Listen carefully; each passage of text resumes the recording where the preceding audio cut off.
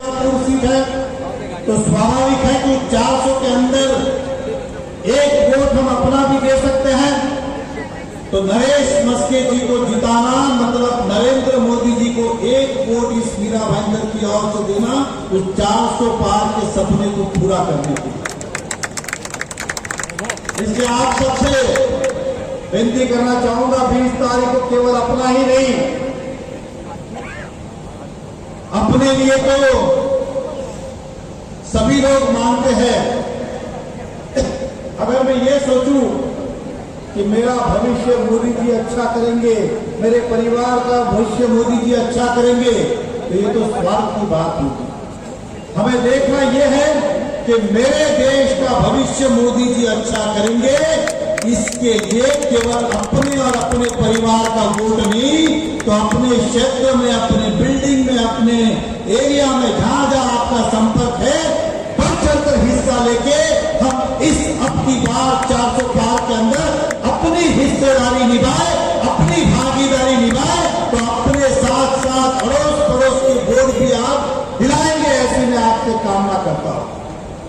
आज पिछले मैं सोशल मीडिया के माध्यम से देख रहा हूं, चुनाव होने के पहले से चित्राताई महाराष्ट्र के अलग अलग हिस्सों में सुबह एक जगह, दोपहर को एक जगह, शाम को एक जगह, अलग अलग जगह जाके मोदी जी का सपना, देश का सपना पूरा करने के लिए अलग अलग सभाएं हैं और वो काम करने में बिलीव करती है। और उन्हें मोदी जी पे जितना देश को विश्वास है उन्हें भी है, लेकिन एक बात और भी है कि चित्राताई ने हमेशा अन्याय के लिए लड़ाई लड़ी है।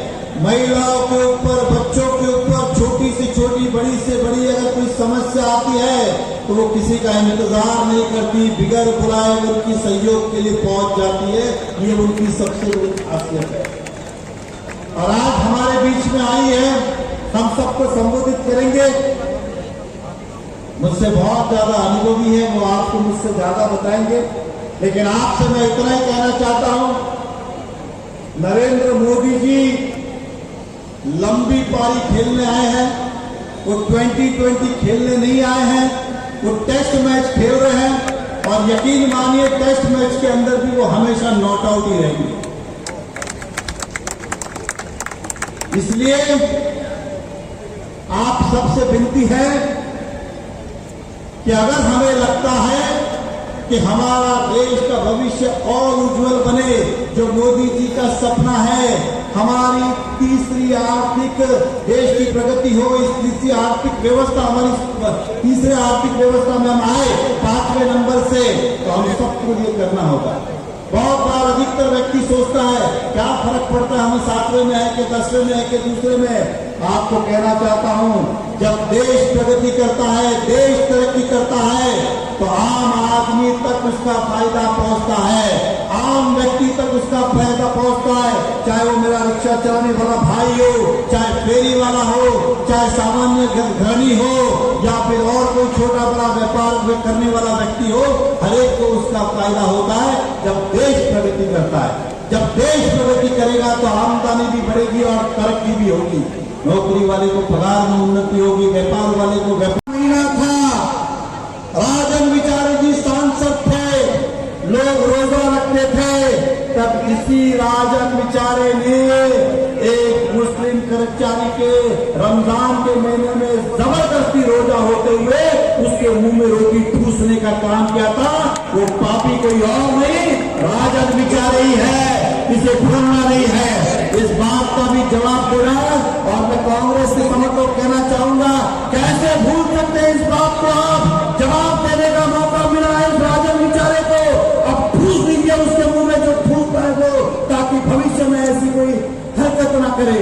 मैं अपने लोगों को भी कहना चाहता हूं, राजन विचारे ने कोविड जैसे समय के अंदर घर में मुंह छुपा के बैठा था, हमारी मदद तो छोड़िए, किसी को एक व्यक्ति को भी खाना भी नहीं दिया उस व्यक्ति ने। एक भी आपको वीडियो के ऊपर या किसी भी सोशल मीडिया पे उनका फोटो नहीं मिलेगा। कोविड के अंदर हम झुलस रहे थे, हम बैग ढूंढ रहे थे, हम ऑक्सीजन ढूंढ रहे थे, हम रेमडेसिविर इंजेक्शन ढूंढ रहे थे, तब ये राजन विचार ने कभी मीरा महेंद्र ने नहीं कहा।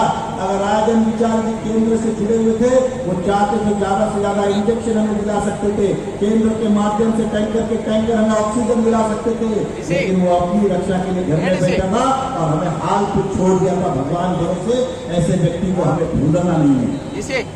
और आज हम सब अपने आप को गौरवित करते और कहते हैं कि जय श्री राम। ये बंधुवाडी भगिनी ही दलितची निवडणूक नाही, ही दिल्लीची निवडणूक और इस देश की बागडोर किसके हाथ में सौंपनी है ये तय करने वाली ये चुनाव है। और इसलिए हमें ये जानना है और हमें ये पहचानना है कि हमें विकास चाहिए या हमें विनाश चाहिए।